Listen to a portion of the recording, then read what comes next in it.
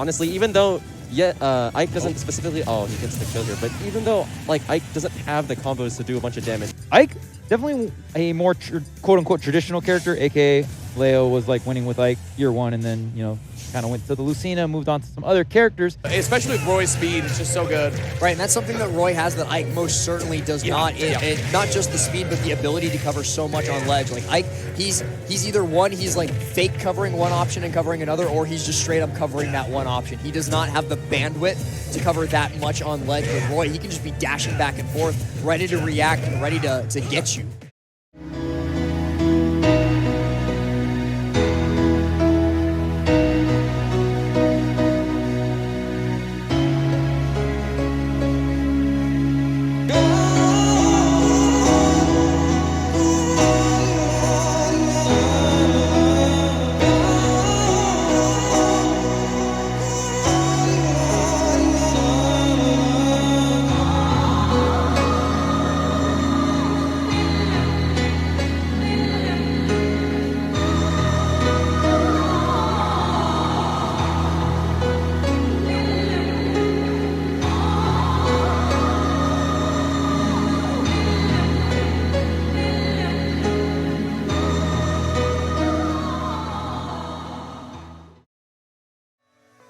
Whenever you go on Twitter, or you go to a content creator stream, or you even go to a tournament stream, you hear the same things about Ike. Ike, fundamentally pretty solid character, but they're so predictable. Ike is so predictable. That he's linear, that he's predictable, Ike is the definition of a solved character. that he's a Nair machine, and that he's a solved character, and that he'll never get higher than he is right now. Look, if I had a nickel every single time someone mentioned MKLeo's early meta success with Ike, whenever they mentioned Ike on stream, I would be a millionaire at this point. I can promise you that. However, I have to disagree with that narrative.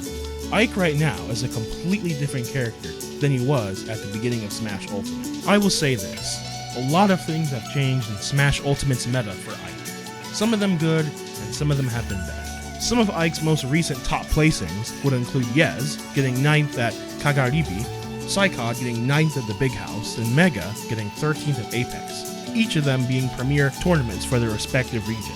Some other good changes would be the 8.0 and the 13.0 patch for Ike. Both patches fundamentally changed the character, and in my opinion, they changed him for the better.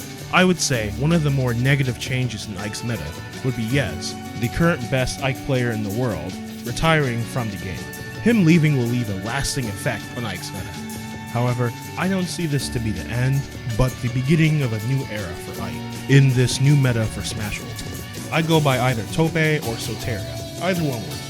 And currently, I am the best Ike in the Southeast. At the moment, I'm trying to co-main both Ike and Chrom. I feel that both Ike and Chrom are extremely underrated in our current meta. Currently, I have wins on players such as Jazzo, the best Ken in the world, Omega, one of the best Jokers in the world, Sunito, one of the best Sonics in the world, and Scat, one of the best Snakes in the world, just to name a few. I personally believe that Ike still has more potential to make a splash in the meta, but however, he needs someone who's very dedicated to the character to do that, and I feel like I'm the right person to do that. My current goal is to become the best Ike in the world, and I plan on getting that title by the end of this year. Currently, I'm in college, so I'm still working on my schedule a bit, but for now, here's what I plan to be my schedule. I want to make a video at least once every 2 weeks, and I plan on streaming every Friday and Saturday on Twitch and on YouTube around 7 o'clock. For my next video, I plan on doing a reaction to Vars3's video, Why No One Plays Ike, and I plan on giving my thoughts on the situation. Thank you to everyone who watched, and I'll see all of you in the next video.